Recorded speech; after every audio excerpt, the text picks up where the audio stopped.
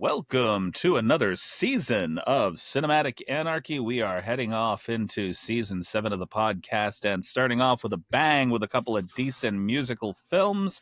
With me today to discuss these musical films is Sarah from Two Chicks Talking Flicks. Woo! Hey! And you're going to sit down and talk about the craziness that is these two movies, Moulin Rouge and Burlesque.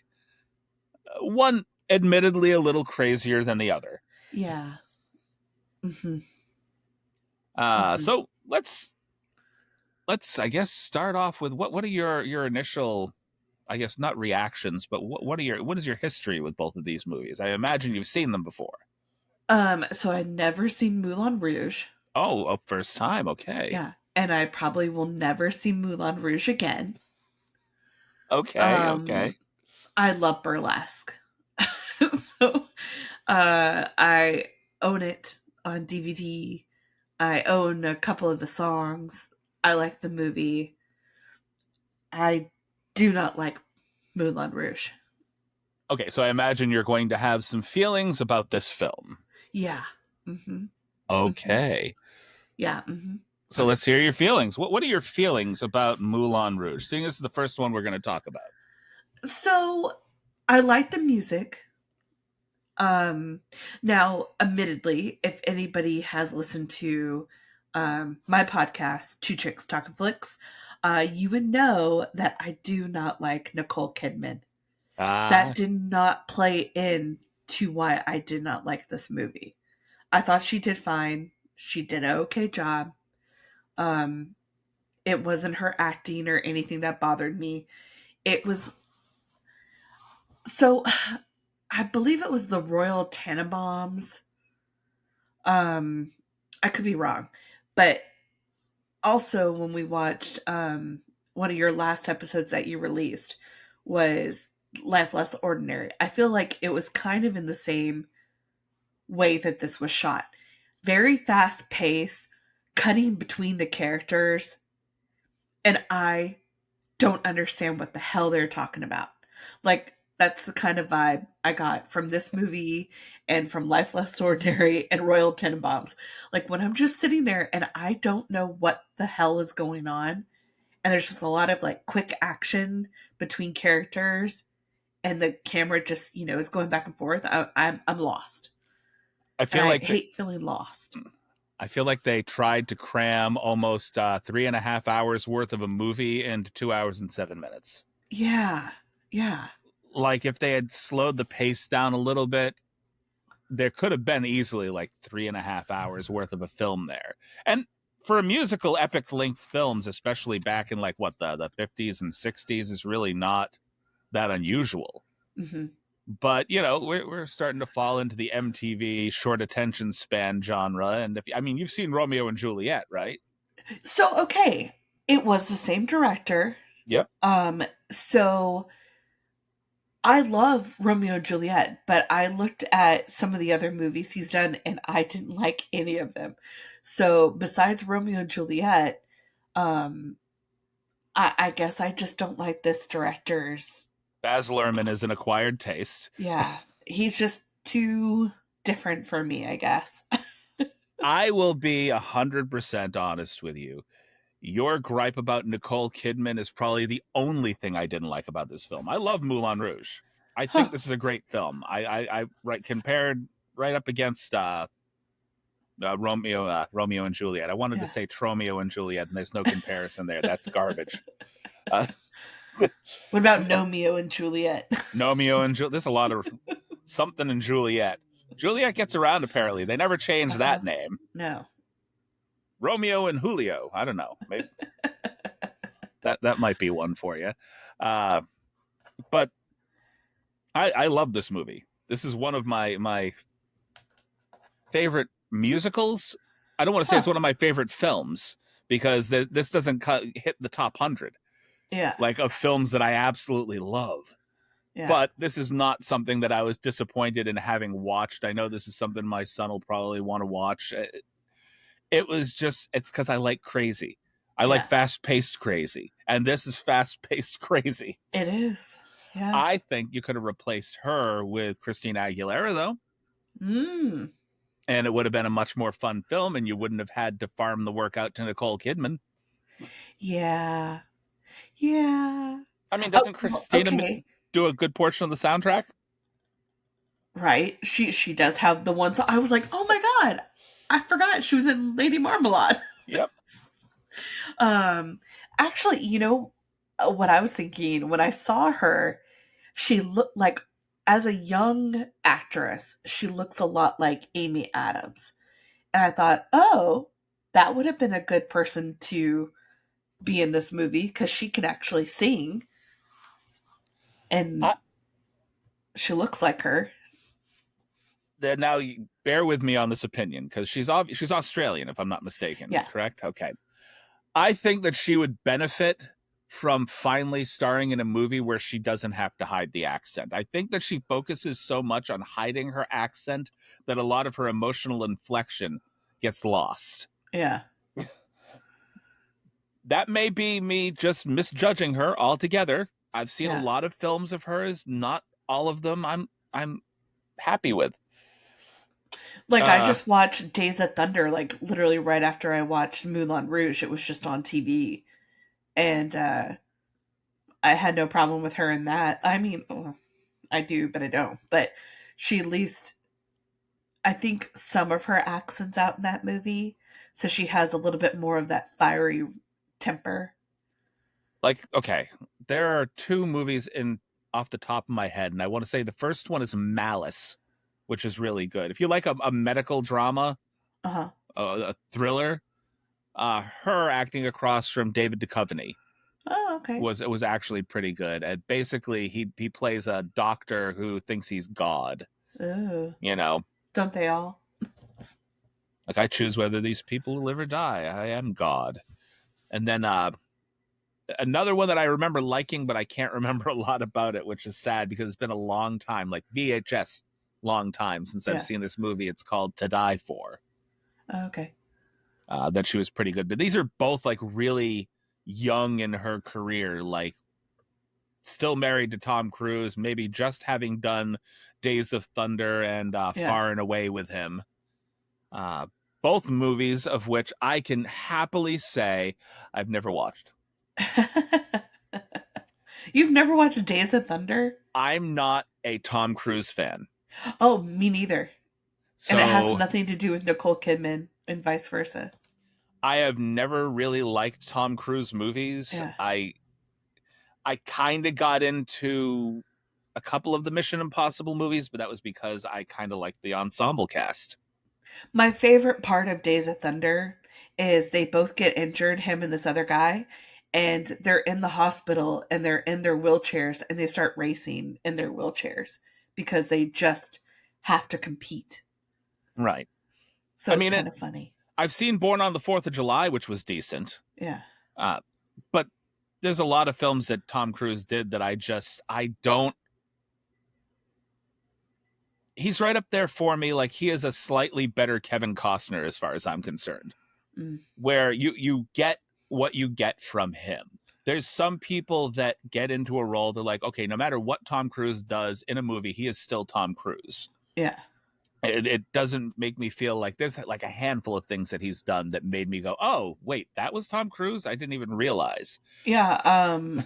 That one movie, Tropic Thunder. yes. Yes. I was like, that was Tom Cruise?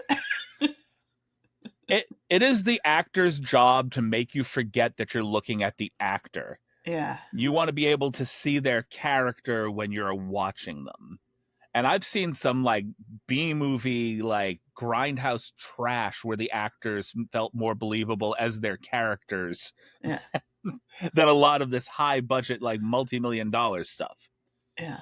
Uh, but yeah, like Kevin Costner, Tom Cruise, the only guy, there's like a handful of guys that I know that are just them in every movie that they're in, and they actually pull it off. Like I think Nick Cage is better at that Mm-hmm. Mm-hmm. than Tom Cruise is. It's like, hey, whatever you get, you're still getting Nick Cage every single film. But sometimes that Nick Cage, it's 50-50. It hits, but it hits more often than it doesn't. Yeah. But that's not Moulin Rouge. Moulin Rouge, starring Ewan McGregor, Nicole Kidman, John Leguizamo, other people whose names I forgot. Right. Uh, They're unimportant. it's not that they're unimportant. I would recognize them in other movies. It's just the Yeah. names are not there, and I don't want to be here on my phone the entire time going, "Look, IMDb has all this information for me. Let's just talk about them." Yeah. I will say, I haven't seen a ton of Ewan McGregor films. Now, we did watch Life Less Ordinary. Didn't like him in that movie, but I did Okay. like him in this one.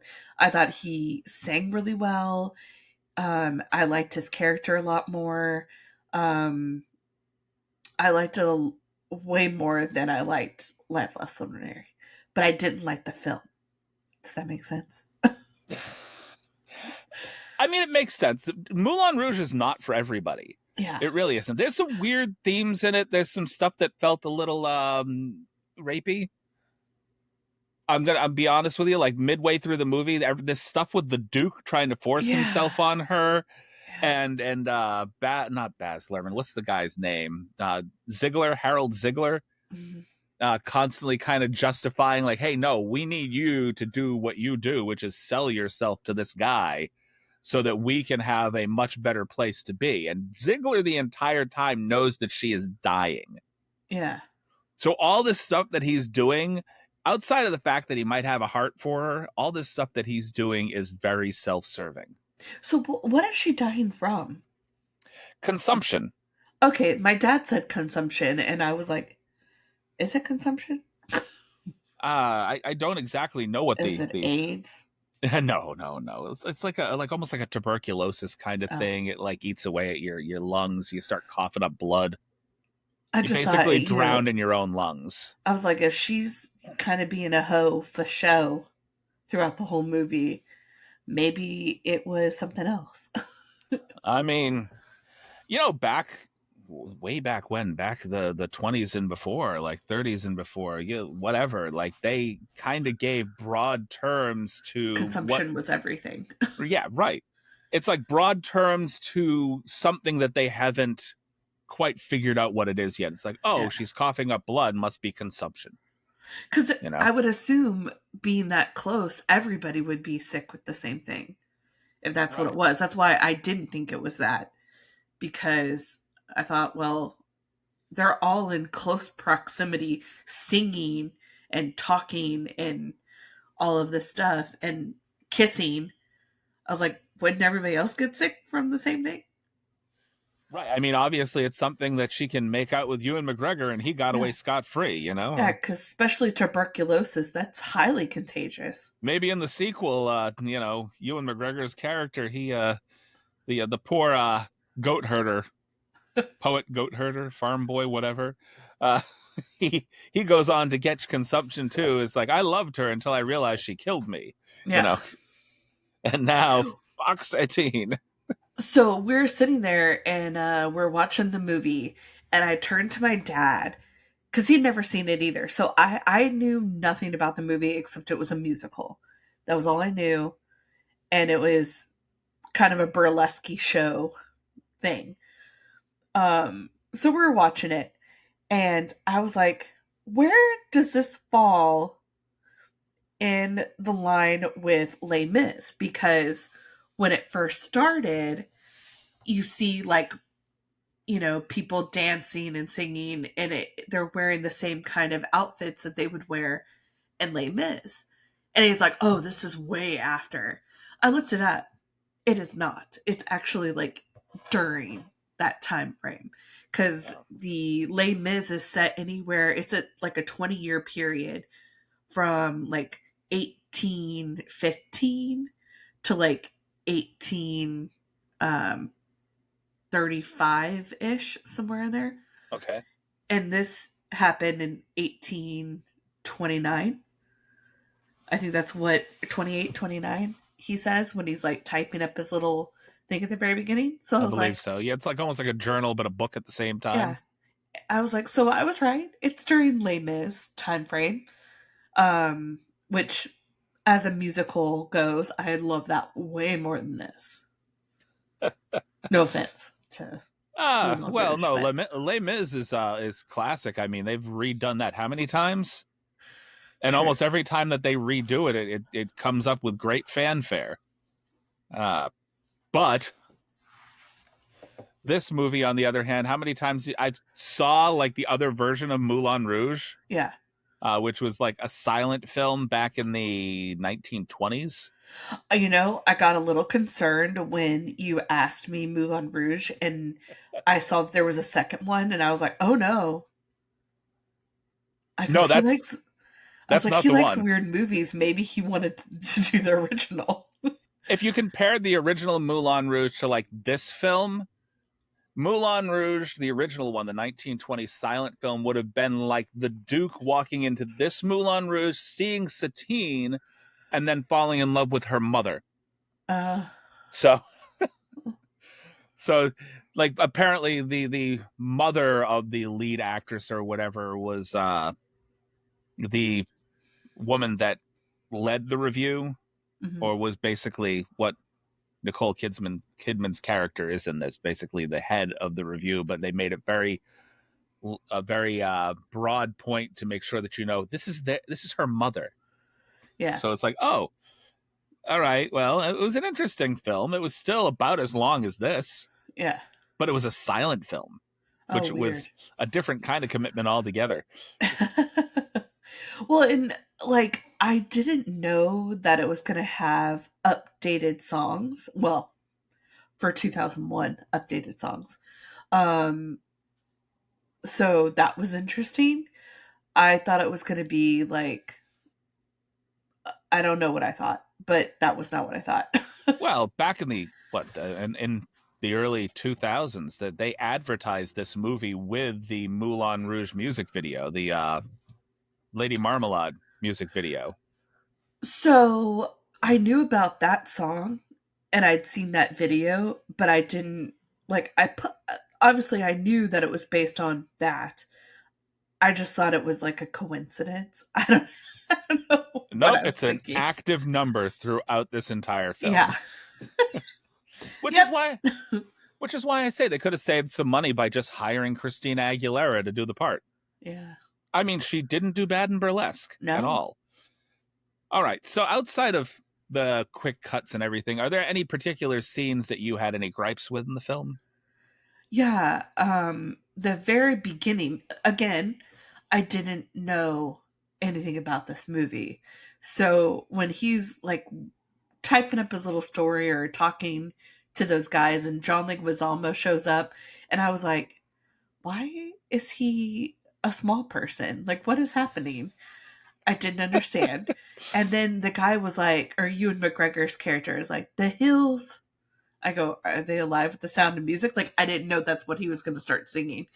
He's like, the hills, the hills. And And I then was he like, busts into song right yeah, I there. was like, what is happening? After he did the whole "the hills are alive with the sound of music" Yeah, thing, right? First of all, how grating was it to hear all the words that they tried to come up with? yeah, That forget trying to make it complex and words that people don't really use all that often. This guy just went simple, and you guys were like, "Yeah, that's it. Yeah." It's like, why didn't yeah, you go simple to begin with? But yeah. after that scene, what got me was when they ended up in the elephant, Uh huh. when he was trying to that whole scene, by the way, bothered me.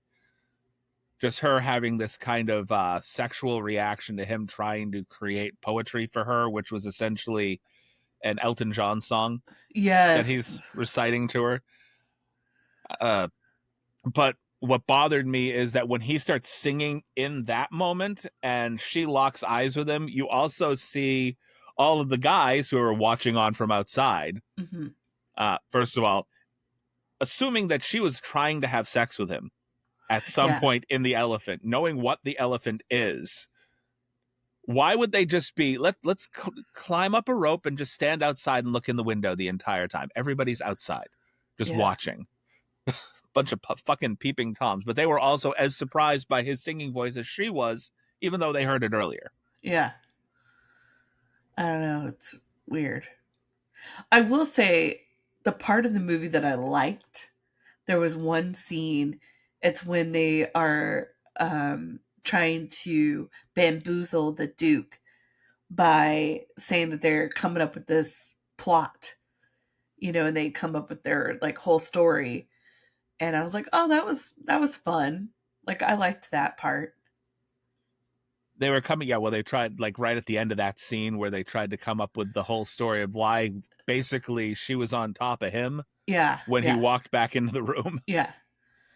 When they're like, oh, so we're coming up with this um scene, and it has, like she's with him, but she likes this guy, and then, you know, you should It, fund our musical. I felt like I was watching Joey Tribbiani trying to process everything. Like, this whole thing's happening right in front of him. They're being blatant. Yeah, And it felt like watching Joey Tribbiani just slowly come to the realization that he's being screwed over throughout the entire movie. right. Because they're coming up with some dumb excuses for him to never be alone with her. Yeah, And it's like, okay, Duke, you got a lot of things going against you. You're uber aggressive. Yes, you're wealthy, but you're also dim as a low wattage bulb. yeah, Like, that candle flame's going to flicker out one of these days. I don't. He bothered me. Just how dumb he was the entire yeah. film. And aggressive, super aggressive. Oh, super, super aggressive. Like, he got, like, angry and jealous about all sorts of things. I think it's just, well, let's call it little dick syndrome. Yeah, yeah. I did like also when she's like, the guy with the handkerchief, and then her boss looks and he's like, yeah, the guy with the handkerchief, and she's like, okay. And then there's two guys with handkerchiefs, but she doesn't know that's that. Well, didn't he take the handkerchief from the Duke?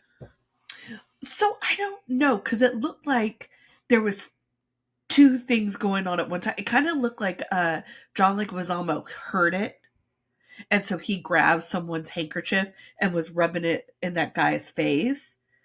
And at the same time, the Duke was doing something as well. So the boss saw the Duke doing it because he knows who the Duke is, but Right. she saw the other guy.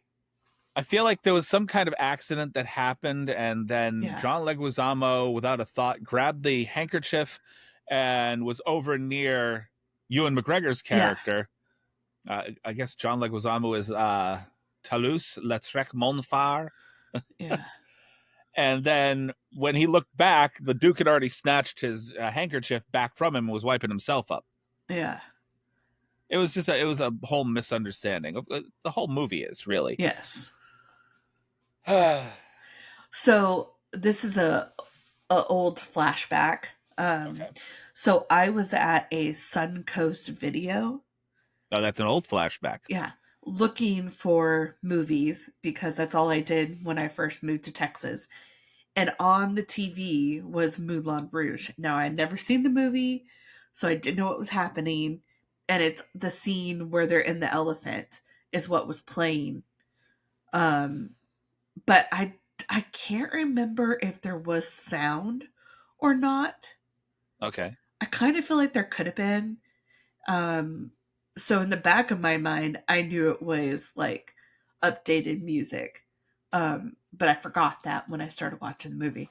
But I just remember seeing that and I'm like, what the hell is this? Okay, children. For those of you who don't know, Suncoast Video, because I know that a lot of you have never seen a Suncoast Video a day in your Right. life. Mm-hmm. Suncoast Video is like that mythical rental store Blockbuster, where basically you would walk into the store and all the shelves up and down the aisles, everything was films. You had movies on these circular plastic things they called DVDs, and sometimes there were these big plastic square things called VHS. Yeah. And if you really want to go far back, it's Beta, but I don't think things were around. That I don't think Beta was in the Suncoast Video. I don't don't think that even happened. think VHS would be there either Oh no! at the Oh, time. VHS. There were definitely VHS cassettes back in the 2000s. Well, yes, yes. But when I moved here to Texas, it was in 2002. Nope, still. And I don't remember seeing any VHS at Uh, the Suncoast, but it was at a mall, so I don't know. Suncoast Video by about 2002. We're talking about the heydays of DVDs. Yeah. This is like early production for I DVDs. I feel think like like if they had VHS, it would have been a bin, you know? I think DVD at that point VHS might have been relegated to maybe 1/4 of the store, whereas Yeah. DVDs would have been the rest of the store. Yeah. Uh, it's I remember like going into a Suncoast Video and it being like mostly VHS cassettes Mm. because that's I'm old. Let's just say that. Uh, uh, not old. I just hit 48 this year, so I'll be 42 this year, so. see, I'm not that much older. Uh, but there were a decent amount of VHS cassettes. I think that was my thing for the longest time. Is I would go to their cutout bin where they just have like a bunch of like 99-cent VHS Hmm. cassettes and just dig through them and walk away with a bunch of them. And oh, there goes my paycheck. Of course, a weekly paycheck back then was like a couple $100s, not like It was like like a oh I million bucks. got like $200-300. It's Yeah. that was a lot of money back then apparently. Yeah.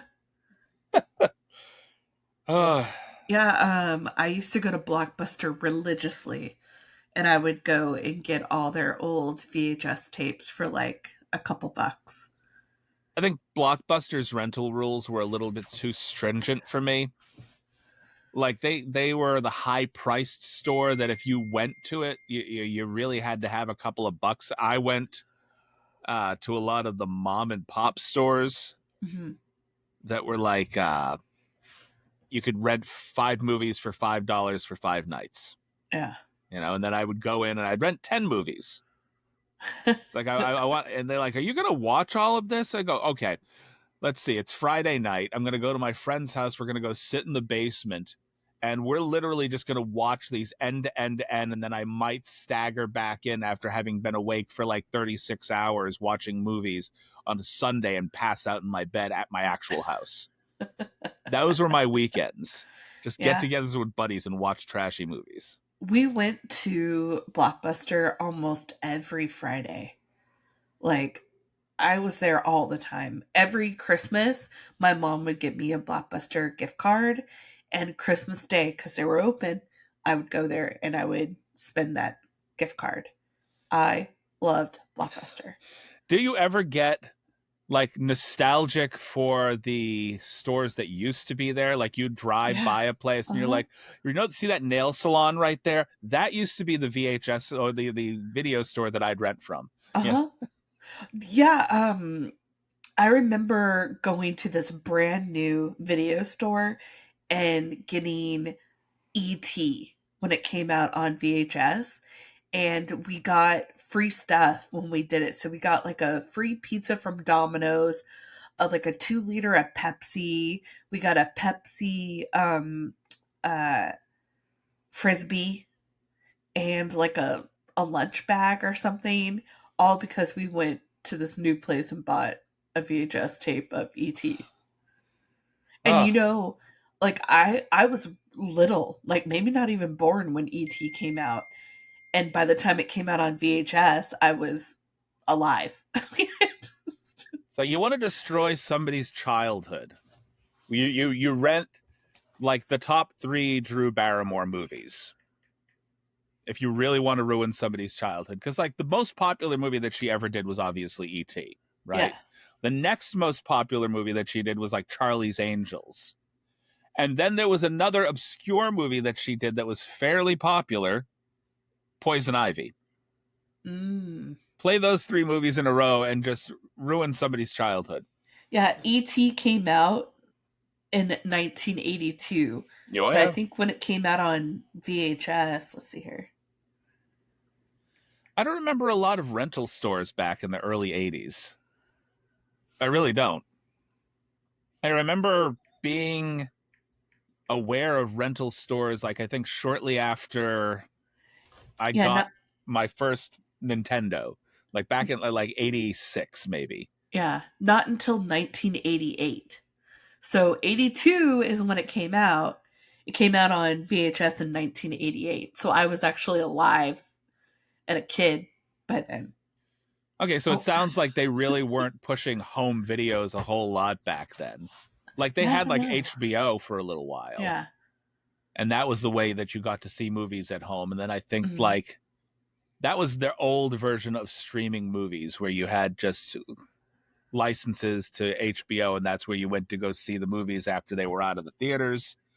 And then I guess slowly they got into going to rental stores. You go to the rental store and actually rent a VHS Yeah. player because some people couldn't afford to actually buy one.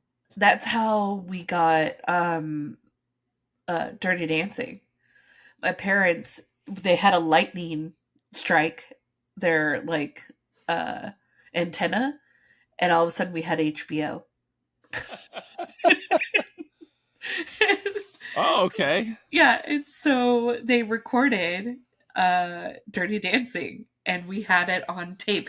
So it was, I still have the tape.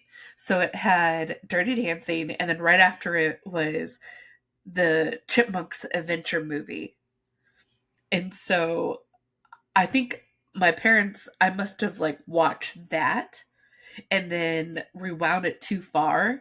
And that's how I must have fallen in love with Dirty Dancing. I have no idea how I got to Dirty Dancing, but I did. And it was just, it had a stranglehold on me. Yeah, that was a good film, though. Yeah. I mean, it was a really good film. Patrick Swayze, he did a lot of great films back then Mm-hmm. too. I Roadhouse. Roadhouse. Ghost. Roadhouse would have been considered kind of a trashy movie back then for him, though. Yeah. Like I think it really ramped up in popularity well after the fact. But like guys are always like, yeah, I love the movie Roadhouse. That's the best Patrick Swayze film. A lot of people remember from The Outsiders. Or the one with Keanu Reeves, Point Break. Point Break. Some people remember him from Tu Wong Fu. John Leguizamo. John, you're right. He's in everything. Yeah, he is all over the place. Like he pops up in places that, like, oh wait, John Leguizamo's in this. Yeah. You know, he's an underrated actor that deserves a lot more accolades. I think The Pest, that movie that he did, kind of knocked him off of his perch for a little bit. That and Mario. Yeah. Not, hey, I liked the Mario Brothers movie. I really did. I think that they made a mistake with Dennis Hopper as Bowser. I do. But here's my feeling on that subject. Have you watched a lot of movies with Dennis Hopper in it? Have you seen him in a lot of movies? I'm not sure. He can play a tough guy. That's not a problem for him. The problem is that he's not a great villain. Mm. I've seen a lot of movies where him as the villain kind of fell flat for me. You know, whether you were we were talking about Bowser, the Super Mario Brothers, Waterworld, when he played the villain in that, it was terrible. I really didn't even like him as the villain in Speed. So it's these villainous roles that he doesn't have that right kind of malevolent energy for it. Yeah. You know, just seems like somebody's kindly dad backed into a corner. It's like, oh, this guy's really grumpy. He seems kind of like a nice guy though, and he's backed into a corner, and his villain roles just don't land for me. Yeah. But we're talking about Moulin Rouge and Yes. soon to be Burlesque. Are there any things that you could praise about this movie, even though you don't necessarily like it? Well, like I said, I liked Ewan McGregor. I thought he was good. I liked him a lot more in this movie. I actually got to see his acting, I think. He came a long way since Life Less Ordinary. It had been, what, like 4 or 5 years since he did that movie Yeah. and did this movie. I thought his acting was better. His singing was better. Because ironically, he sang in the other movie. Yes, he did. I thought he looked better. We did two movies almost in a row. Like the last one was the end of season 6. This is the beginning of season 7, and they're both with Ewan McGregor singing. Yeah. Yeah. Except that one wasn't a musical. It just had a musical number in it. Right, right. Just one. That's all. Yeah. But yeah, that's my takeaway. I liked Ewan McGregor. Okay. I mean, I liked Ewan McGregor. I really liked John Leguizamo's Yes. manic energy in this, and I liked the narcoleptic Argentinian. I really did like him. I haven't seen him in anything else either. Like, I want to look him up and see if he's got anything else going, because I can't remember anything else that he had done. So this is Jacek Corman. And honestly, I cannot remember another single thing that he's done, or if I've seen him in anything else. Last Days of the Space Age. No, a lot of these are foreign. Faraway Downs, The Teacher, Soul Catcher. There's a lot of names here I can't pronounce. Talk to Me, Dangerous. Yeah, there's a lot of things there I haven't even seen. So he didn't like go into mainstream acting or anything that I would have seen. I might try to dive into a few just to see if he did well outside of this. I'm guessing he got paid a pretty penny. But yeah, I mean, there are several actors. I think the group as a whole worked well together. I really liked the guy that played Harold Ziegler. He had just the right kind of crazy energy for this. He played a kind of self-serving guy quite well, because he was just as slimy as the Duke. Like, he's basically trying to pawn this girl off for his own betterment. And I think when he got sad at the end when she died, it's because he realized that he's not getting shit now because she's dead. Yeah. Because what, the Moulin Rouge was closed shortly thereafter? Like, when that. You saw it just dead and lifeless outside of his window. So Harold Ziegler, banking his entire world on her, he lost everything when she died. So he's really feeling that loss rather than just her. Yeah. Would you recast any of the people in this film? The director. You would can you recast the guy that's casting everything? We can ask Blake Lively. Blake Lively? To do this? No. We can ask her, are you able to just recast people when you're not the director? Well, she would say yes, you can. She would assume so. If you can strong arm people, yeah, sure. Yeah, we'll turn this into a lawsuit. Yeah. I would. Okay, if you're gonna go to replace the director, I can't. Who would you replace them with? You would have put Michael Bay in control of this. Ooh, that would be interesting. Or if you want to make it a bit more creepy, you could drag Tim Burton in. There's merit there. Tim Burton's Moulin Rouge would have been really weird. But at least it would be weird in a better way. I stick by my guns and say that I really do think that Christina Aguilera could have pulled off the part of Satine with no problem. Yeah. Well, like, who did the movie with the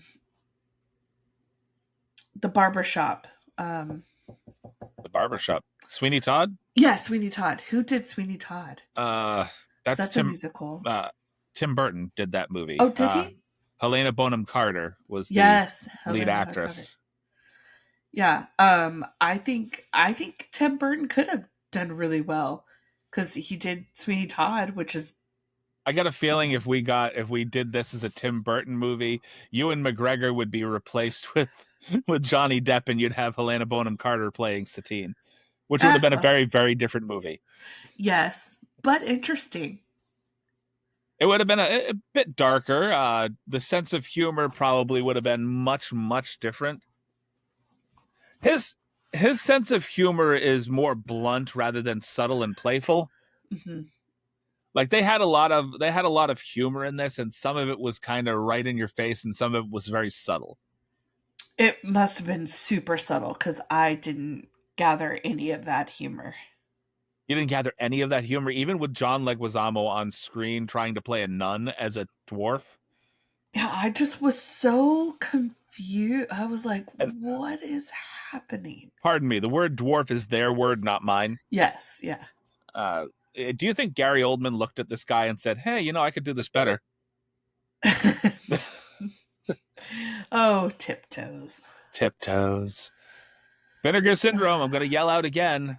Make a play for the director's cut. Get it out there in the world. Right. I'll buy it. I'll pay any price. Don't listen to me when I say that. All right, moving on. So we've discussed Moulin Rouge. I Yeah. wouldn't say at length, but we're going to go ahead and slip into the next movie, which we watched, Burlesque. Burlesque. Which, yeah, Burlesque. I actually liked this movie more than I should have. Yeah, it's good. It's a good movie. It is. It's. I mean, it's definitely a cheesy rom-com, kind of snuggled in there with a musical about burlesque dancers. Yeah. I mean, this is a play off of the actual stage play, if I'm not mistaken. Yeah, and I think it doesn't get as much recognition as it should. Like, people know it, but I don't think a ton of people have seen it. Well, I'll be honest.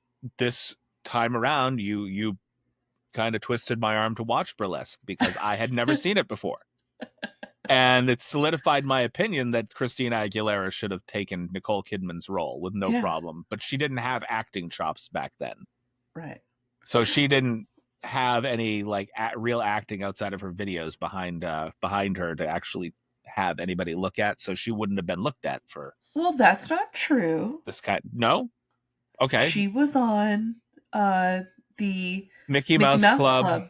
I forgot about that. Yeah. I mean, but she was like a little kid back then. True. Like little. I don't think she was in was she in the ex Tina role at this point where she was kind of doing more provocative things in her videos? Or was she No. still just And outside of the genie in the bottle phase? right. She'd already done Mulan, did Genie Okay. in a Bottle, and I think soon after that came Dirty. Okay. Where she was trying to break out, like every Disney actress does, that they Of try to course. break out of that good girl phase with something that's just outrageous. You had like all these. Miley Cyrus did it. Britney Spears did it. I think even to a point, Selena Gomez did it. Mm-hmm. So, that being beside the point, we're talking about Christina Aguilera. Yes. So I realized as Moulin Rouge was starting, or as they went to go see the girls, their first song is Diamonds Are a Girl's Best Friend. That's what Nicole Kidman sings. And I was like, oh hey, that's in Burlesque.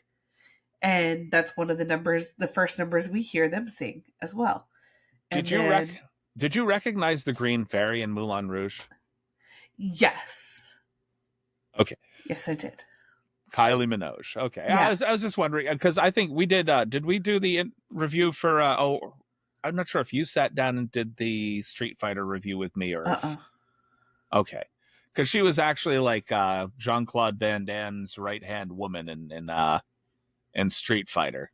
Did you know who it was supposed to be the Green Fairy? Who was supposed to be the Green Fairy? Ozzy Osbourne. What? Ozzy Osbourne. He was the original Green Fairy, and then they decided to go a different way and have Kylie Minogue, but they still used him for part of the screaming of the fairy. Yeah, I feel like seeing Ozzy Osbourne would have really set the wrong tone. I think Kylie Minogue kind of is the right tone. It would have felt Ozzy would have felt good in a Tim Burton version of this movie. Yeah. Not in the Baz Luhrmann version. Yeah. All right, why don't you give us a quick walkthrough of Burlesque? Okay, so we have Allie. She is from a small town in Iowa, and she doesn't have any family, so she decides this is the time to move to California, and she is trying to find a job, and she just stumbles into this burlesque show because it's all lit up on the street. She walks in and she is captivated the moment she gets in, and without hesitation, she just grabs a tray and starts working, and then eventually becomes a performer. And then, because of jealousy, um, one girl pulls a plug, and Allie starts singing really, and they become this new fun club where they have actual singers and performers That'd be and Kristen Bell's that. character, right? Yeah. I can't remember her name in this movie either. Yeah, that was probably one of my favorite things in the entire film is just Kristen Bell's character attempting to sabotage Allie Yeah. and having it essentially be an act of self-sabotage. Yeah. It, do not sabotage the girl or try to sabotage the girl who's been pushing To sing. to sing the entire time. It's like, oh, Yeah. you know what? We're going to kill your lip syncing right here. Take out the sound system. Yeah. I Uh, thought I thought it was funny that the only person that was allowed to sing was Cher, was her character, and then Allie is trying to say, "Hey, we should have people really sing." Now, why would someone who hears Cher singing and then is pushing to sing as well, you would think she has to be at least as good as Cher or better. like, I So can do that too. why don't you just ask her? Be like, "So what, can you sing?" And she'll be like, "Yeah, I can." And then I she think sings. I think her idea though is like that maybe she had tried to sing on stage several times in the past and it Yeah, really didn't float very well. could be. Because think about the songs, some of the songs that she tried to sing Yeah. during the actual movie. They were very, very downbeat, kind of sad songs. Yeah, that second one she does that goes on for entirely too long. Right. Well, they wanted to get the entire song out. Yeah. It's like, okay, I will do this movie, but you have to give me an entire musical number uninterrupted. Yeah. Like, I want to do my entire video within this movie. Hmm. And she did. She did. But yeah, I mean, don't try to sabotage the person who has been pushing hard to sing, because if you take away their lip syncing, you know they're going to take it to that next level. And she's already proved that she's a ballsy son of a bitch because, I mean, she got that waitressing job not because she was given it, Yeah. but because she was turned down, told to go home to actually for working in the place. And Yeah. she's like, you know what? I'm going to do it anyway. Yeah. And just started waiting tables, whether or not she got paid. Yep. So she's already a person that doesn't like no. Yeah. That's not an answer I like. I know that you said no. No is a good starting point. So this is a this is a movie that, and I'm gonna get my ass kicked for saying something like this, but this is a movie that takes a no means no concept and just like, you know what, I don't hear no. Yeah. Doesn't necessarily mean no when you know you can do the job. But I do feel like they give her, especially Cher's character, gives her a hard time when there's been no reason for her to lie to you about anything. You Well, should know her character by now. And when she tells you that something's going on, like, why wouldn't you listen to her? Cher is of the impression Bullhead. the entire time, really. She was bullheaded. She dealt with a lot of people that lied to her on a continual basis. So everybody around her basically lies to her outside of her friend and confidant and Stanley Tucci. I love Stanley Tucci. Oh, I like him in like everything that he does. Yes. Like, He's someone that maybe he plays himself, maybe he doesn't. I don't know. But I feel like that's how he is in almost every movie. And I love him. It doesn't matter if he's playing it gay, if he's playing it straight. He plays the same way, and I love it. I love him. I love Stanley Stanley Tucci. Stanley Tucci is one of those actors that, like, if I see him in a movie, it's normally like, oh god, this movie sounds like absolute trash. Oh wait, Stanley Tucci's Yeah, going to be in it. Let's see what he does. and you want to know who is the British version of Stanley Tucci? Who's the British Stanley Tucci? To me, it's Alan Cummings, and he's in this movie too. Okay, okay. Yeah, Alan Cummings is really kind of a chameleon of sorts. Yeah, I do he's on like him. Traitors, and I love it. I love Traitors. Uh, he he looks very different right now than he used to. But I mean, he's an older guy too, so I haven't really gotten to see the. Is it Traders? Yeah, Is it? How is that? it's so good. Okay, It's so good. I was, Oh, okay, I was hoping for a so little more. uh, I've never played this game, but have you ever heard the game Mafia? I've heard of it. Yes. Okay, so it's basically kind of like Mafia. So there are at any given season, there's between 2 and 4 people that are enlisted to be the traders, and nobody knows who the traders are. And even until they go to the castle or to the turret on the first night, nobody knows who the other traders are of the traders. Okay. So sometimes they'll be talking and they'll be like, "Oh yeah, I'm a complete faithful," and they're lying through their teeth to another trader who is also lying. Because even the traders don't know they're Yeah, traders. until they Okay. get to the turret to murder the first person, and then they're like, "Oh my god! Like I had no idea you were a traitor." And essentially, they collect money throughout the season, Okay. and if a traitor is left at the end, they get all the money. If the faithfuls are left at the end, um, and they banish all the traitors, then they get to share the pot. Okay. But if a Okay. traitor is left, they get to Then the steal trader gets all the the money. money. Yeah, Oh, yeah, okay. it's so good. This it kind of feels like that video game Among Us. Mm, I've heard of the Like, video game. I've never played it. I think it like starts with like two people that are basically the murderers, and then they go around and they'll kill somebody, and then you basically have to determine who those people are. Who is the killer? Like who is the I guess alien amongst the humans or whatever. Mm, And you it sounds exactly like that, where you basically have to talk amongst yourselves to see yeah. who the person was that had killed the other player, Uh huh. and basically it keeps going until there's either the actual players left or one or two of the people that went around murdering everyone. Yeah. Well, see what's cool is that they can keep banishing until they feel like there are no traitors left.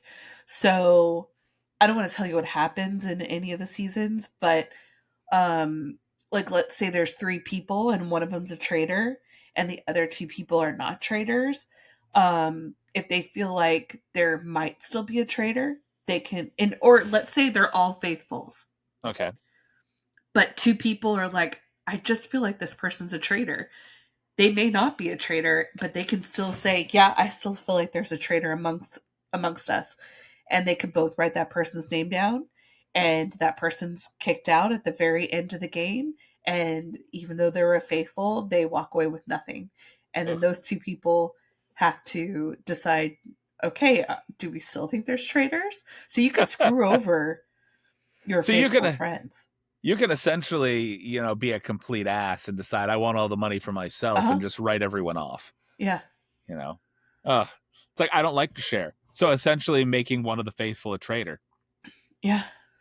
to the faithfuls. Yeah. It's like technically now you're a traitor. Yeah. You know, that's morally, you were one of the faithful, but you ended up being a traitor in the end. Yeah.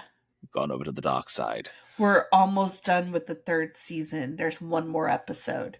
But the first 2 seasons were really good. If you watch any reality shows, that's the people that are on the traders in these states. The first season had some normal regular people, and then the rest of the cast was all reality people. The second season it was all reality people, and Well, then the they're third used season is to. all reality people. I'm guessing that they're used to having like reality show. If they have reality show people on there, they're used to being in front of the screen and kind of hamming it up. Well, So, and what's good is that half of the people typically that are reality people, they're ones that are from reality game shows. They're completely different than the other half that are on Real Housewife shows. right, So you have the Bravo people, and they have no idea what the hell's going on. And then you have the gamer people, that's what they call them. They're the gamers. So on the very first mission of the season, all these people kept getting off this boat, and you had to leave two people each time you went to another station in order to collect money. And the first two people that got off, they had no idea what the hell was going on. They didn't realize, oh, this makes me look like a traitor because I was so easily able to give up my seat in safety, because only the people that were left behind were the ones that were able to be murdered. right. And so the two ladies immediately got up and got off the boat. And when they were sitting there, they're like, we're going to be murdered. And the other one goes, what? Like, I didn't know that. She's like, yeah. She's like, oh my God. And so she had no idea.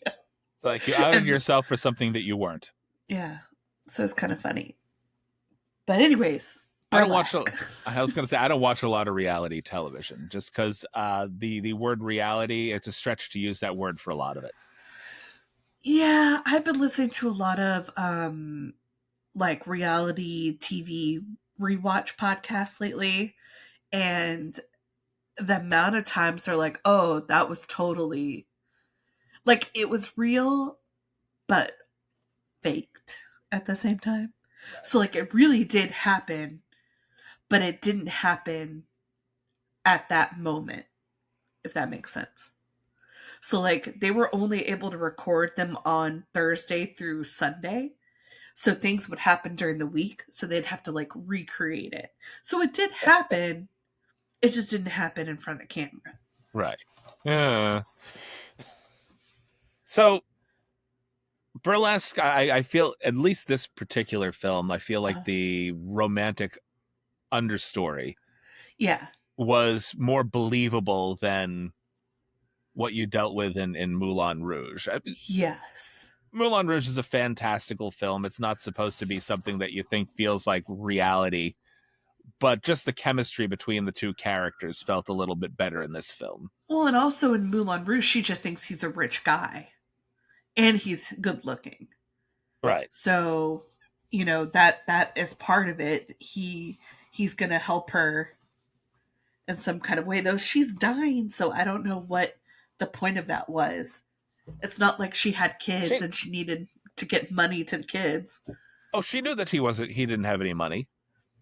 No, she knew that afterwards, but when she first saw him, when the whole hanky business, Right. she's like, oh, he's rich and good looking. I've fallen in love with a duke.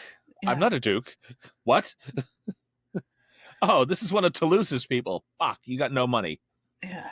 So she had already fallen for him before she realized he had no money. Yeah.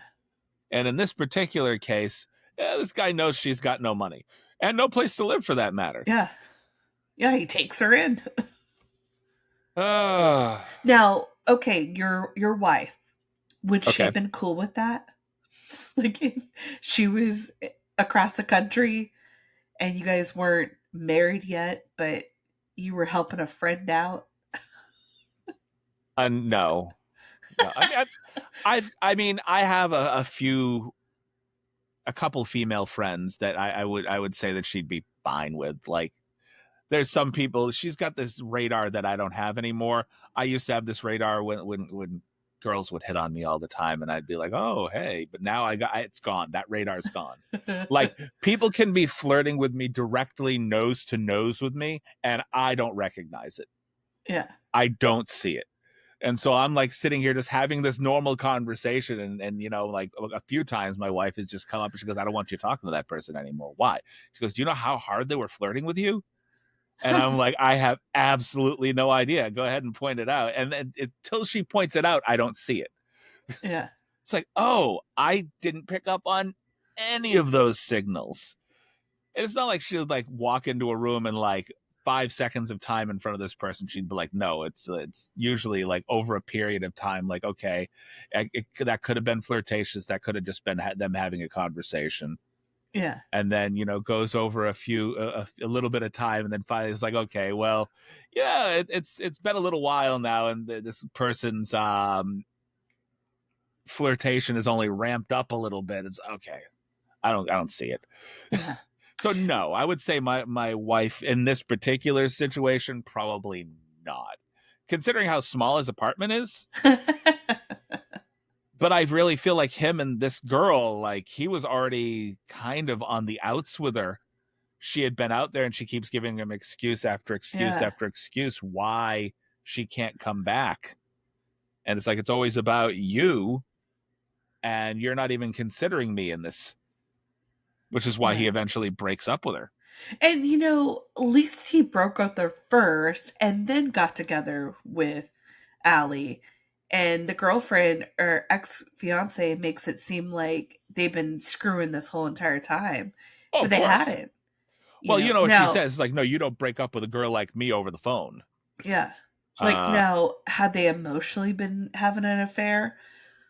Could be, but that oh, there doesn't was count. definitely heat, Oh flirtation, yeah, all sorts of other stuff. But the second he broke up with her, he lost his pants. yeah. Uh, that whole scene where he keeps going back and forth, Oh, back it's and so forth, back and funny. forth. Then he finally comes out. He's like, "Oh, you know what? I forgot. I need something to eat." And he comes out buck naked. Yeah, it's It's so funny. like, I'm just gonna be over in here. So, Yeah, like he's like, now what did I forget? I mean, he obviously feels good about his physique from head to toe, and probably was packing enough that he could walk into the room thinking, you know what, this is going to intrigue her. Yeah. Yeah. Well, and she thought he was gay. So, Wait, what? yeah, You thought I was gay? Yeah, I thought you were gay. wearing guy liner. The eyeliner and everything. I thought you were about as gay as the guy that's checking everyone in over there. Yeah. Because Alan Cummings at least played bi in this. Yeah, for sure. I even liked his little routine that he did on stage, even though they mostly cut away from it. With the banana. Yeah. I thought it was pretty funny. It was really funny. That's what was missing from Moulin Rouge. A little bit more humor. Yeah, those kind of gags. Uh, yeah, well, no, I think that's the problem. Okay. Maybe you didn't see it because, like you said, all the cuts back and forth really were a bit nauseating, but there was a Yeah. lot of that in there. Yeah. There was a lot of innuendo and silly little gags but it was so much of it that I think a lot of it got lost or buried. Lost in the sauce. So the focus was more of the musical numbers than anything else, and Yeah. then all the gags, which a lot of the gags were portrayed by three people throughout the entire film. Mm-hmm. It was John Leguizamo playing Toulouse, and then you had the Duke and you had Harold Ziegler. Yeah. So those are the three people that were presenting all of these end-to-end gags throughout the entire film. The problem is that Ziegler and the Duke were both deplorable characters. So even with them putting out these gags, I keep saying gags and it's starting to make me gag. With them kind of doing these end-to-end little bits that they were doing, it didn't come off as funny. Yeah. I mean, especially the whole rendition of Like a Virgin, which was just creepy. Yeah, I'm so glad you brought that up because I put both movies had Madonna songs in them, which is funny. The other one had Ray of Light, which I hate that song. I hate Ray of Light. They didn't do a bad job with it, though. No, Why do I you hate the just song, though? Do you remember that video of the girl in the library and she's singing Ray of Light and then someone comes and hits her with a book? Okay. It was like a video that used to be around, and I I can't tell you how many times I've seen that. And that's why you hate the But song? she sings Ray of Light and it just gets stuck in my head and I can't get it out. It's a horrible Oh, earworm. it's an earworm. That's why Yeah. you hate it. Okay, Yeah. I can understand that now. I have that problem with the 1-800 Cars for Kids song. 1877 Cars for For kids. Kids, which started off as like a regular song like that they did for it, and then I 1-877 cars think for that kids. John Cena did the version for it, a version for it now. And so it's now John Cena singing 1877 Cars for Oh Kids. wow. Because he's a local celebrity for us. Like he was born like 3 towns 1-877 over from cars where for I am kids. right now. 1-877 cars for Like, kids. yep. 1877 Cars for Kids. K Kars, Cars for Kids. Yeah. Um no, that's not how you spell cars, but C was not available. You're teaching these kids to Spell wrong. spell incorrectly. Like Yeah. phonics does not work for you guys. Like Um pay them for the C. in the movie, so Burlesque has some of those kind of like fun innuendo moments, like when she's dancing after she gets to perform and sing herself. She's singing and she's in that like pearl outfit, and they go Right. woo woo woo woo, and like her pearls fly off, and then she's nude. Right, like the burlesque fan dance where Yeah, she's just kind of standing with the two fans. Or yeah. there was a point where she was basically the only thing that was obscuring her was the microphone stand. Hmm. Hmm. It's like, aha. So yeah, there was a lot of tongue-in-cheek kind of comedy with this as Yeah, well. I think it yeah. just flew a little bit better in Burlesque than it did Moulin Yes, Rouge. But yes. Moulin Rouge made, I think, a ton more money than Burlesque did. Which is crazy because it's a shittier movie. Like, this is a far better movie. Okay. If you made the same movie, if you put out the same Moulin Rouge right Yeah, now, yeah. you probably would not have gotten as much money in the theaters. Right. However, if you put both of them up currently, if you put Moulin Rouge against Burlesque right now, I would say that yes, you're right, that it is not as good a movie as Burlesque. Yeah. But back in the early 2000s, this was like right after he did Romeo and Juliet. Yeah, this was an Oscar like nominated movie. Baz Luhrmann had like fire lit under him, and this was a big film for back then. Yeah. So it out of context, out of time, it's not as good a movie. It doesn't hold up quite as well. Uh, No. but which movie am I going to pick up again? I'm guaranteeing you're going to say Burlesque. I'll Yeah. probably pick up Moulin Rouge again. Um, I do find there's a lot of similarity between Burlesque and Coyote Ugly Yes, as well. yes. Especially since he calls her Iowa and the manager called her Jersey. You know, now I'm wondering. I got to go look at it now. You got my brain working. Which one came out first? Well, it's not. I know which one came out first. Oh. Coyote Ugly definitely came out before this. I'm just wondering if anybody in the production area had the same, if there was like the same director or producer, or Mm. so now I'm gonna cause a lot of silence because I'm really bad at trying to Under talk over my another research. sky, I can be with you. I know it's gonna be tonight. Okay. Director David McNally for Coyote Ugly. I don't think he had anything to do with this movie now. Mm-hmm. But yeah, no, I can't. What, Leanne Rimes did most of the music for that? Yeah. They were both very lead singer So that's the thing that I didn't get either. Leanne Rimes did all the music, including the stuff that Piper Perabo sang, Yeah. everything that she sang. Hmm. And in this film, obviously Christina Aguilera can do her own work. So hey, you know what? Right. Sometimes trust the actual singers to do the acting. Yeah. So I don't know. Do you think Leanne Rimes could have actually done the lead role in Coyote Ugly Um, way back when? I've seen her acting. No. No. No. Okay, so then maybe not. I don't think I've ever seen her act in anything. I've seen a lot of actresses and or musicians that get into acting, like Bjork did some acting, actually pretty decent acting. Dancer in the Dark was a really good film. You got Christina Aguilera, Britney Spears tried. I don't really like Britney as an actor, No. so no, not The really. Crossroads has its merit. It has its merit, but I mean, like she wasn't the better part of that movie.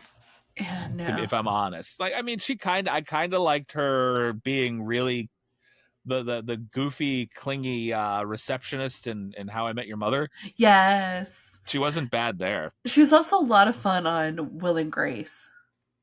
Yeah, yeah, okay. She was decent there too. Yeah. But as an actress, I mean, she's not Mandy Moore. No. You know, she's. I mean, Christina Aguilera, I even think was a bit better doing what Oh she yeah. did. Yeah. But she was leaning into her strength. I mean, music, singing, dancing. All of her strengths right there on stage. The only part that she had to stretch for a little bit was the actress part. Yeah. Everything else was just her doing a music video. I have a couple questions. Sure. Um Instead of in which they did this exactly on Coyote Ugly, go to a bank. Why are these people freezing it and putting their money in fish tanks and freezers? Just go to a bank. Put your money in a bank. You No know, one's gonna steal it. some people don't trust banks. It's better than people breaking into your place and finding your frozen and or watered money. You know, it makes me feel like maybe there was a little bit more to her move than she said. Because I mean, if you think about it, think about it this way: she moved to go do this burlesque thing. Where was this? Was this supposed to be New York City, California. California? Okay, Yeah. different end of the world. My apologies.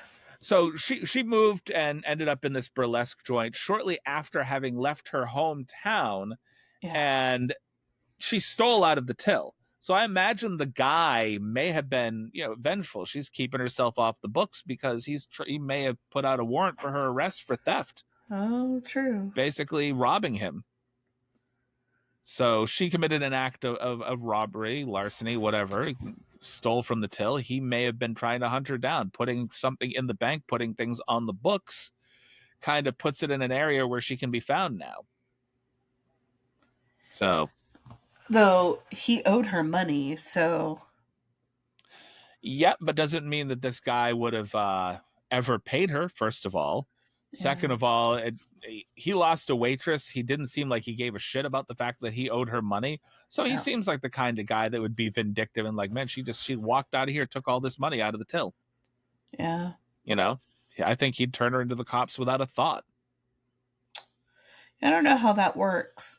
If you are supposed to pay people and you're a few weeks behind and There's payment. one kind of person that you can screw over in that manner, and it's the person that you pay under the table. Yeah, You're not that's legally true. on the books to begin with. So I'm wondering if there's more to her backstory too. Like maybe she's just floating around from place to place to place. Who knows? Um, my other question was, um, oh, what was I going to say? Oh, did you think she looked different than what she normally looks like? What do you mean? Like she doesn't look like herself 100%. Something, it's either her chin or her nose that's different to me than how she looks normally. And it bugs me every time I watch this movie. I think, and correct me if I sound wrong, the process that she goes through on a music video, music performance, whatever she was doing outside of this actual film, whether it be with her hair, her makeup, so on and so forth, is very different than what they wanted to present here, which was small town Iowa girl moves towns and ends up in a burlesque club. So she's basically playing a small town Iowa girl who's trying to make it big for herself, whatever that happens to mean. Yeah. So I'm guessing it's just a simple thing of her just not being provided the same kind of makeup that she would for, because she was heavily made up in a lot of her stuff. So you can do a lot with contouring. Yeah, but this is before everybody did all that contouring and stuff. So, like, I just feel like it was something with her nose or her chin that it bugs me It's every possible time. she got some work done, and I have no idea. I don't want to ever call somebody out for having work done if they had never gotten it done. Well, So but the thing is that, like, she looks the same in her first album as she does now. I think they gave her, like, a fake nose in this movie because it looks, have you ever seen Roxanne? I've never yeah, seen it, but I know about the movie. Like, Steve Martin. yeah, Yes, I've Steve seen it. Martin. It's kind of like they gave her like a fake nose or they like elongated her chin for whatever reason. I don't know why, but that's what it looks like to me. I And mean, the only time she looked normal is when Cher was doing her makeup in that scene. That's the only time she looks like herself to me.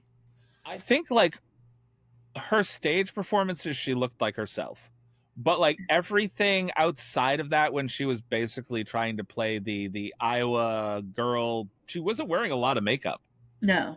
When she was just being herself, when she was out of character, out of costume, not on stage doing what she's doing, she looked very different.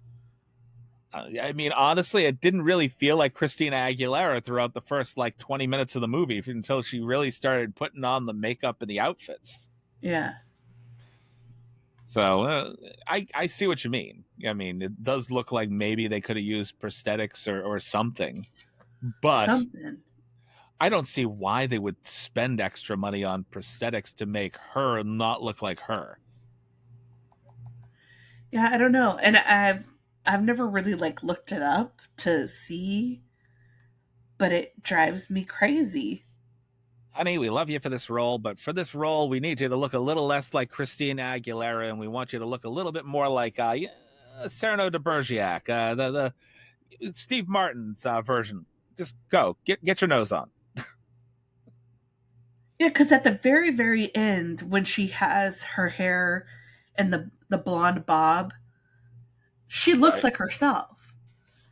But it's all the other times I'm just like, there's something I'm gonna different with your face. I'm gonna chalk it up to contouring. Like I said, you can do a lot to make to minimize or maximize different parts of your facial features just with makeup contouring. Yeah.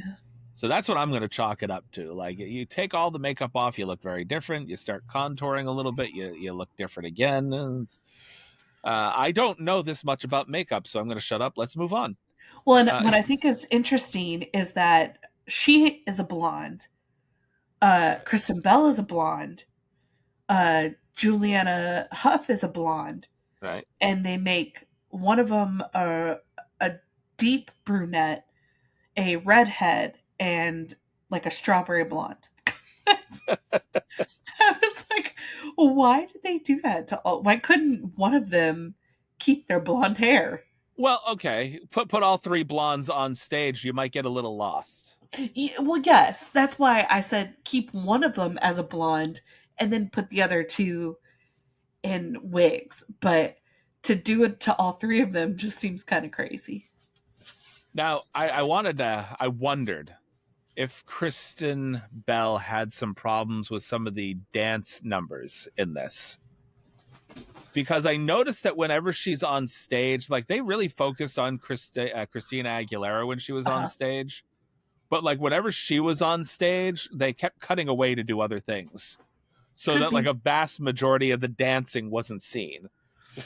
I've never seen her as a dancer, so could be. Um, you would think that Juliana Hough would have a bigger part then because she actually is a dancer and she doesn't have to sing. And I think that Kristen Bell's outfits were a hell of a lot more revealing than Christina Aguilera's Oh, were. yeah. Yeah. Well, Nikki's kind of a slut. She's a drunk. Mika, oh god, She's what the is that star guy's of the name? show. What is the guy's name? The asshole developer that wanted to put up a Marcus. building? Marcus. Yeah. I thought that was kind of an ingenious way that they went around him. It's like, hey, have you ever heard of air rights before? Yeah. He, there's a lot of people sabotaging themselves throughout this entire film. Hmm. Marcus sabotages himself, and Mickey sabotages herself, and even Cher, she kind of sabotages herself several times over because she doesn't listen to people. Well, I love that he doesn't think she's smart enough to screw him over with the air rights business. Like, he's like, I'm going to tell this girl because what is she going to do? Do something about it? She doesn't have any money. I When I watched Burlesque the first time, I was kind of doing some work, so I kind of more listened to it than I actually watched it. Uh-huh. And I had to watch it a second time because there's a point in the movie where Cher and Kristen Bell get into an argument in the parking lot. Yeah. Well, like when Kristen Bell's getting ready to just walk out, because she's an alcoholic. She's a bit of a slut. She always shows up late to Yeah. everything. She feels like she's being walked all over when the actuality is she's throwing her opportunities away because she's not Yes. doing what she needs to be doing. Hmm. She's kind of the party girl. And when I listened to it the first time, this scene I didn't get to watch. I only heard it because my phone's across the room and I'm doing my thing in my 9 to 5. And it sounded like she got into a car accident and that Cher was really, really upset about it. Yeah. So that's what it sounded like. When I watched the movie over again and realized that like Cher had just often like just smashed her car as she was Yeah. trying to drive away. Yeah. It's like I thought it was a car accident. It wasn't a car accident. Nope. Well, it's because she said she slept with her husband on Right. the day after they got married. Like And I I was like, slept. how old are you, Nikki? What? She says, I just said that to hurt you. She goes, like, I know that you just said that to hurt me. Yeah. That's another Um, guy that kind of flew under the radar. I didn't realize like Peter Gallagher kind of kept in the background the entire film. yeah. Yeah. I'm surprised he didn't play Marcus because that seems like a character that he would have played. Right, Peter Gallagher? Yeah. Yeah, yeah. I mean, I do appreciate if I could remember his lame name worth the life of me. McSteamy. He's not McDreamy, he's Oh, McSteamy. mixed DB, yes. Uh that's the only name that I know him by. Did I commit his actual name to memory? Fuck no. Because I Yeah. haven't seen him enough that makes me want to commit him to memory. So yeah, I mean, I felt underwhelmed by his performance altogether. Like I got that he was kind of He's a playboy. he's a playboy. He's a bit slimy. Like he was more than willing. The Yes. second he heard her sing and he realized that he could get something out of her, he dropped Mickey and was on to her. Mm-hmm. So yeah, Mickey was losing everything. She lost her boyfriend because he was looking at a girl that he knew that he could get something out of. Like you're Yeah. marketable. You're something I can use. Mm-hmm. And that's now what he sees Allie as is something. Okay, well, you're even more marketable. You can sing, you can do this. So it's like, well, even once I close this place down, I can sell you for something. Yeah. So he felt kind of like the Duke, just the Duke was a little bit more animated and a more fun villain than McSteamy ended up being. Yeah. Well, one of my favorite parts is when Nikki says to Juliana Huff's character, Georgia, she's like, "Why are you so happy? She's replacing you." Because she's like clapping for her when she auditions, and she's like, "Why are you so happy? She's your replacement." Right. But she's not replacing her. Georgia's pregnant. Yeah, yeah. They needed another dancer. Obviously, she's not going to get on stage and do pregnancy burlesque. No. Ooh, my water broke. you know, Yay. Hey, yeah. there's a market in there for that somewhere. I'm sure there is. It just wasn't this movie. Yeah. No. Nobody's dropping baby in the middle of the stage in this movie. And it's so weird to me that they have her as a redhead, but she is so tan that she just looks like one color because of her hair. And I'm like, you're making Juliana Huff arguably one of the most beautiful women of the last several decades, and you're making her look really terrible. Why? Because you have two other blondes that are attractive? Because you can't have too many people drawing the focus to them within the film. You got this, she's the replacement, or she's replacing her. So you want this person to look replaceable. Yeah, but why does she have to be bronze? Like, that was a bad skin tone on her. It was a choice. Yeah. It was a choice. But, tell me that Allie was not it was very easy to see her replacing her with no problem. Oh, yeah. It's like you're going to step on stage and people are going to love you and they're going to forget about the pregnant woman, which is terrible to say. Yeah. But she went on and got pregnant, got engaged, and so everything turned out right for her. Mm-hmm. So, yeah. Anything else in this movie that you feel really stands out? Putting you on the spot? No, not really. I really like the movie. I like the humor. I like the dancing and the singing. Her singing that ballad. I love that song. And in my car, I sound just like her. When people hear me, I don't. But in my car, alone, singing, I sound just like Christina. I think the best scene is the one that they marketed this movie on, and it's literally the tough lover scene when they tried. Lover. Yep. Kristen Bell tries to sabotages herself, because this was the part where she basically comes to the full realization of her character, where she's able to sing and get her voice out there. But people don't come to hear us sing. They'll come to hear her sing. Yeah. I thought people don't come to hear us sing. Well, they'll come to hear her sing. Yeah. Yeah. Because she's really good. That's like just saying to Mickey, hey, have you heard yourself sing? Like, even your shower head turned off. Yeah.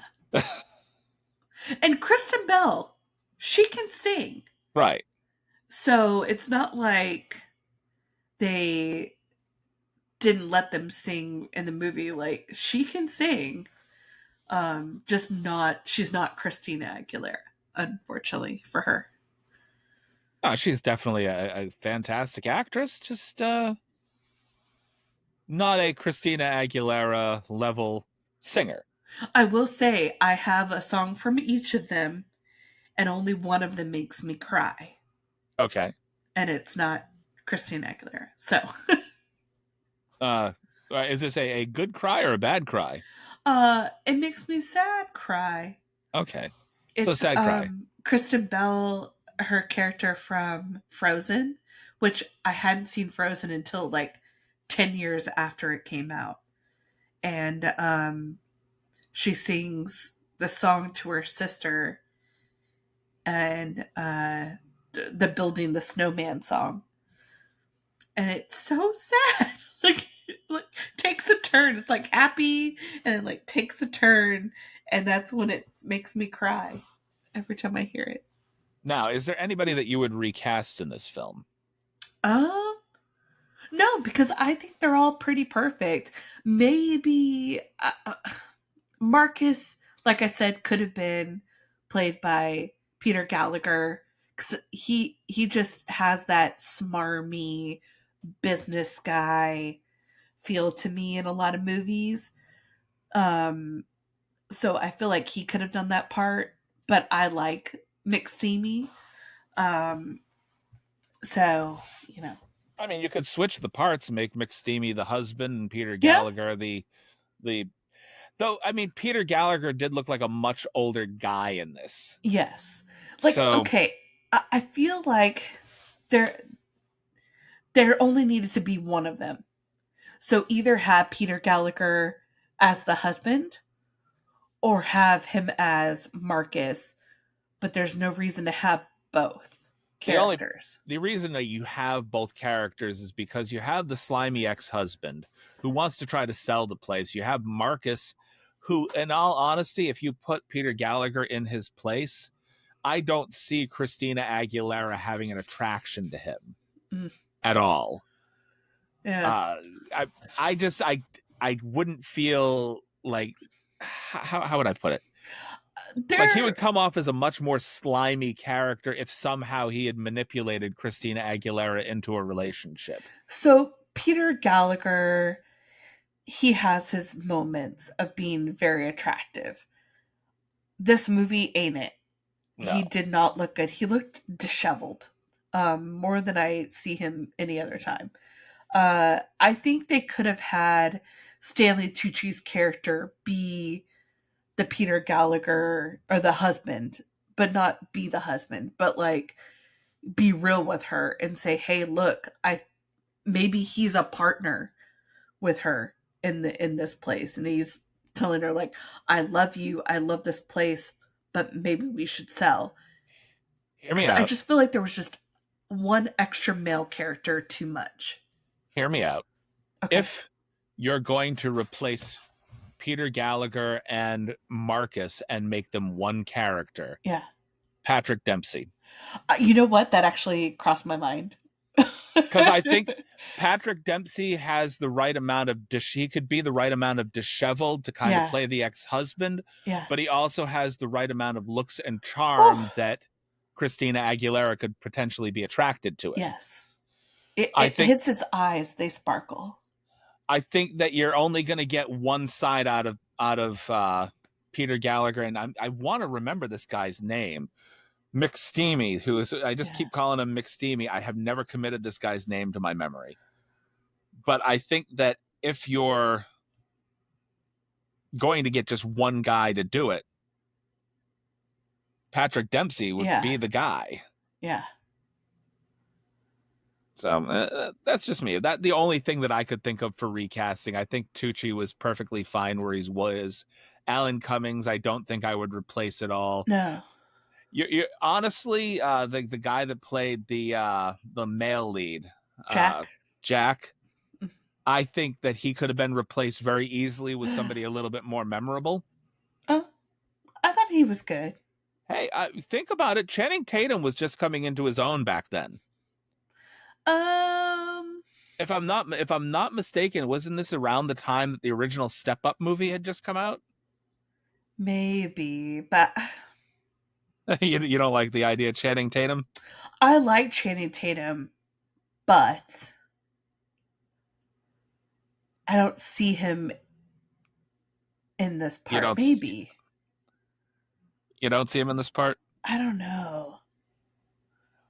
All right, I mean it's just a thought. You've also got some guy that would, I mean, he's got dancing skills. Yeah, I he can't does. say.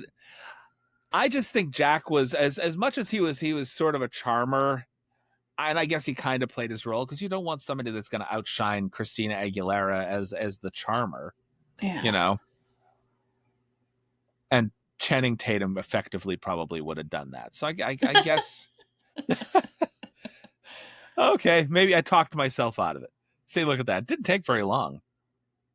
Is there anybody else that you would think you could replace in this film to make it Hmm. better? I'm trying to think like who like maybe Nikki could have been played by Christina Milian or um Ashanti or Kelly Rowland, Okay. maybe, just to add some diversity to it. Um, Yeah, there wasn't really a whole. I mean, there was like the. Oh, good lord! They had like one girl yeah, in there that was kind of up front, but there was not a lot of diversity in that crew at yeah. all.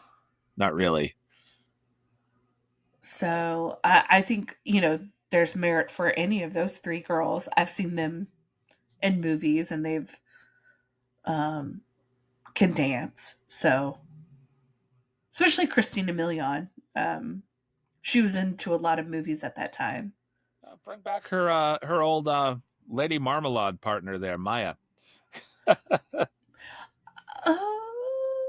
I guess Or she Maya? does Maya? act, right? I believe she does. I think she's done a couple things. Yeah.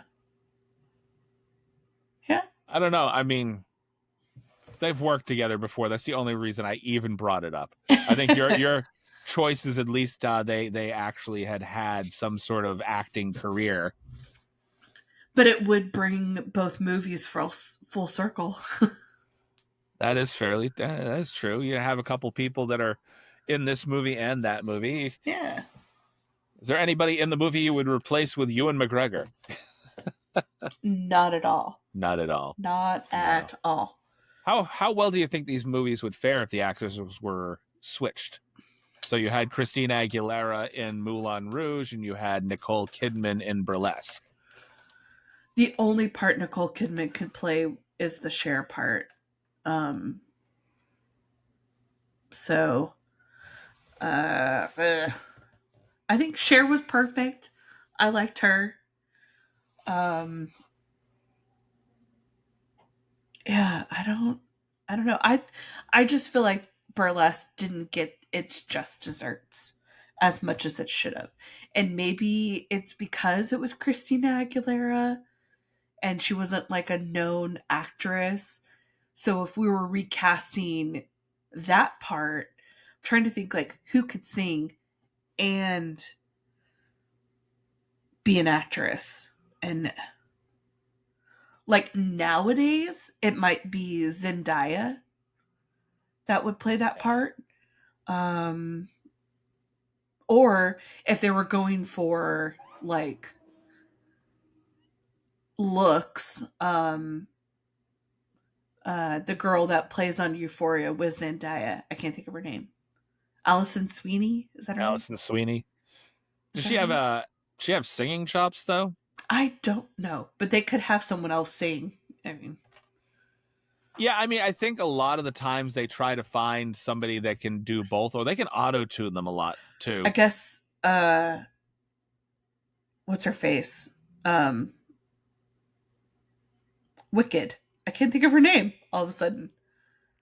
Ariana Grande. I Ariana guess Grande. she could do it because she can sing. That girl She can can sing. sing. She has acting chops. She's Yeah, done quite a few things here or there. I mean, she focuses more on her musical career than she does acting. yeah, There's not a lot. I mean, there's not a lot of like triple threats out there, singing, dancing, and acting all at the same time that are believable in all three categories. yeah. I don't know if she's much of a dancer as much as she can sing and act. Okay. Well, I mean, most people can dance. It's just about catching all the right parts at the same time, if that makes Yeah. any sense. Like you can do it from different angles and then cut out the parts that she screwed up. but I don't know. I do think that she probably, of all the people we've mentioned, would have been the best.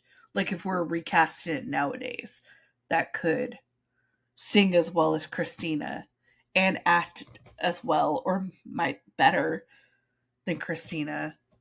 It would be her, but yeah, I don't know. Can you tell that I don't have a lot of female singers in my Rolodex right now? Because I can't pull a fucking person out of my brain worth the life of me. My head, like, there's only certain people that I can think of that can both act and sing. And I think, like, acting, dancing, singing all at the same time, I don't want to see Miley Cyrus do this. Oh dear God, no. No, I wouldn't want to see that.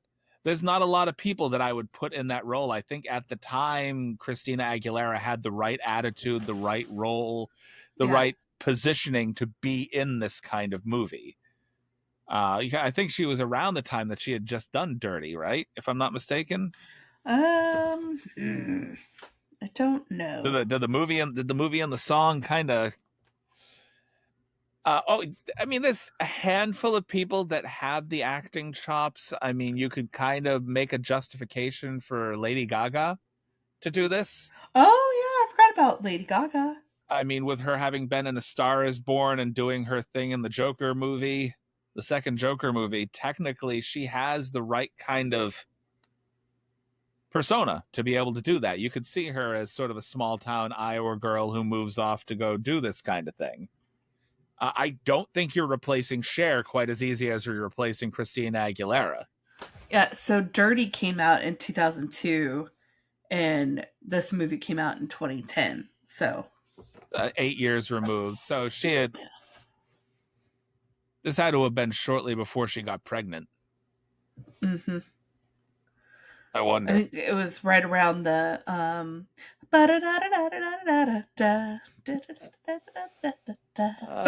I mean, I'm just trying to think of other people that could have slipped into the role. Like I said, I don't think you're replacing Cher quite as easy. No. There's not many people that have the Meryl Streep.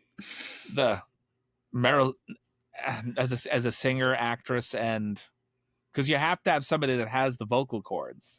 Yeah. And there's not a lot of I don't would you call them matriarchs out there that have the gravitas that Cher does. Yeah. Bette Midler. Bette Midler. I mean, yeah. I'm trying to picture her as an older burlesque dancer, though. Or I mean, she looked good for the part. Goldie Hawn. I could see her as a washed up burlesque dancer, and she can sing. Okay, so we've got Goldie Hawn. Who did we just pick for the replacement for Christina Aguilera? A young Lady Gaga. She was out during that time. Okay. Oh no, we're saying if we recast it now. Oh.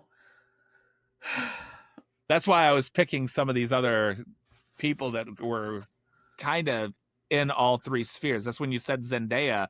I was like, okay, maybe. I'm trying to picture Zendaya as a burlesque dancer, though. That's the thing. I don't think she can sing as well. So that's why I was thinking Ariana Grande would probably be the best fit. That or Gaga. Okay. So nowadays, what if you took Nicole Kidman and put her in there? Yeah. As the stupid bitch. Cher role. I know you don't like her. Yeah. But she can sing. You know who else can sing? Who actually has a really decent singing voice? Gwyneth Paltrow. Oh, yeah. You could okay. Not Goldie Hawn, but her daughter. Okay. Well, she can sing and she can dance.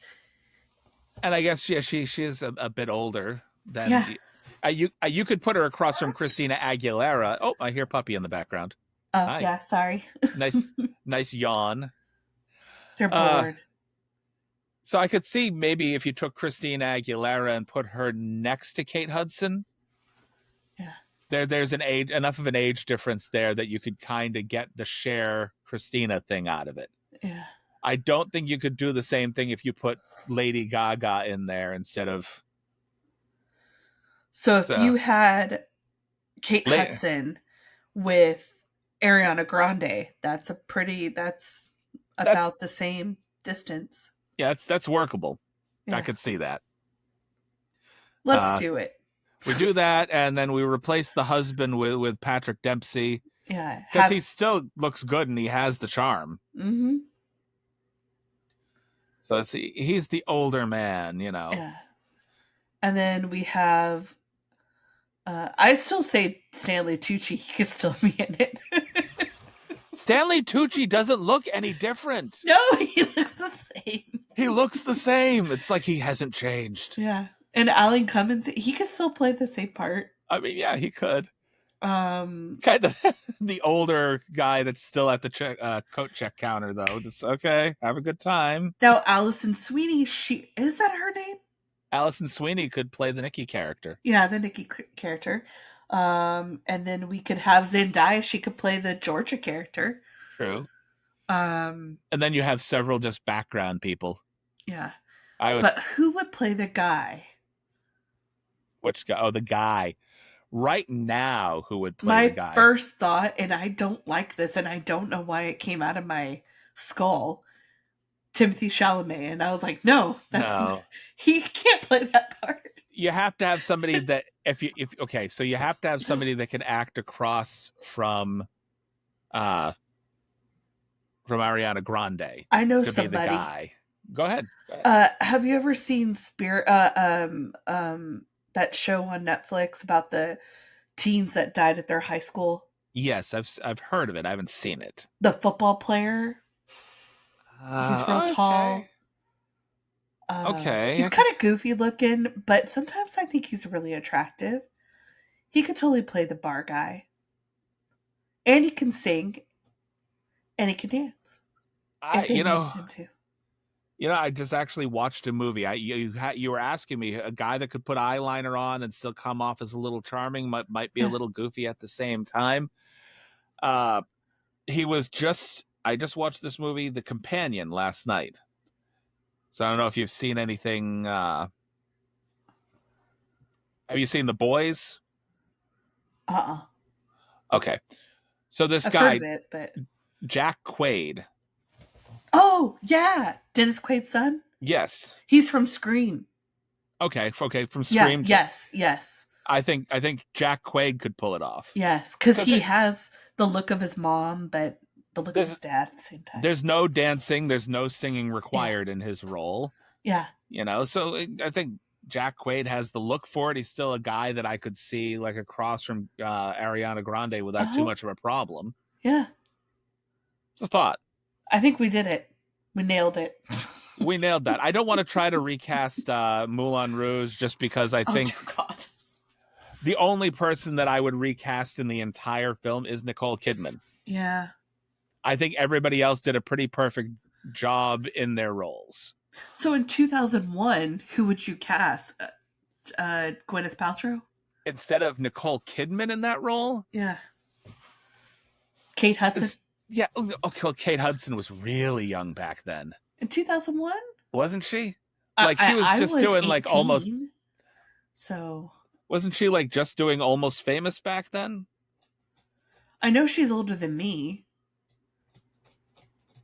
So Almost Famous came out in 2000. This movie came out like a year afterwards. So, I mean, I guess, yeah, you could put Kate Hudson in that role. She can sing. Yeah. So, I mean, you could put Gwyneth in there. Gwyneth was in her prime back then, too. She hadn't quite hit the singing stride that she did with duets. Yeah. That's where they started realizing that she could sing, too, and then she did nothing with it. Yeah, I mean, those would probably be the top two right there, Kate Hudson or Gwyneth Paltrow. Yeah. But would either of them look good across from Ewan McGregor? You might have to replace him. I don't know. I think Kate Hudson could. Well, I could see Gwyneth Paltrow as well. I don't like her either. Just FYI, we're keeping score. You're starting to sound like my buddy Nico there, who has an entire list of men with punchable faces. Yes, mine's women that I can't stand. But I still watch their movies in spite of it. It's like, I can't stand you as a human being, but your movies, okay, I'll watch it. Yeah. I have a lot of people that I can't just stand like as a human being, that it's like, I really hate you, but I'm going to watch the movies you made anyway. Scarlett Johansson's on that list. Oh, Scarlett. And can you believe that she started off as this kind of disheveled, nerdy character in movies? Mm-hmm. Really? Like, have you ever seen Ghost World? Yes. So she wasn't banking on her looks in that role. I didn't watch it because of her. I watched it because of the other girl. Thora Birch. Yeah, I watched it because of her, and Steve Buscemi was in that movie, and I really like him. Yeah. Like, I don't think I've ever seen a Steve Buscemi role that I didn't like. So, and he's one of those guys too that when you're watching him, you forget that he's who he is. So he always kind of immerses himself in the role. All right. Any final thoughts on either? Okay. Puppy there Sorry. has some final thoughts. It's okay. Nope. Any final thoughts on your roles here? Or? No, that's about it. All right. Well, then we'll go ahead and start winding down. Why don't you go ahead and tell our listeners where they can find you? You can find me on all platforms at Two Chicks Talkin' Flicks. Or, I mean, you're still on X technically. Technically. I'm Don't trying Twitter us. Don't tweet us. I still use the former Twitter for certain things. I have to ignore my main feed because it pushes all sorts of stuff that I didn't sign up for. So I ignore my main feed and I just go into people's individual accounts now to talk to them and find, what they're doing. Yeah. I've never been a tweeter. I have like a few tweets and that's it. We're mostly on Instagram, Blue Sky, Threads. We occasionally get back to our Facebook page, but not as often as we should. So I haven't been pushing the social medias as much as I should. Yeah, me neither. Because I'm one guy, and I don't feel like I'm able to spread myself across all the social media as effectively as I would like. I'd love to just have somebody on board that can do all that stuff for me, but I don't know. I can't even pay myself, so. It's draining going on social media right now. Yeah. It's too much. It is. It's too much. So I haven't gotten anybody to provide me with a better outro, a bit of information. So I'm going to go and fall back on Nico's thing that she always does. I will say, first of all, that you can find us on Spotify. We are up on YouTube now. We're doing video. It's not much more than me, because a lot of people opt out of the other side of the video. But if you want to see my face, enjoy, I guess, maybe.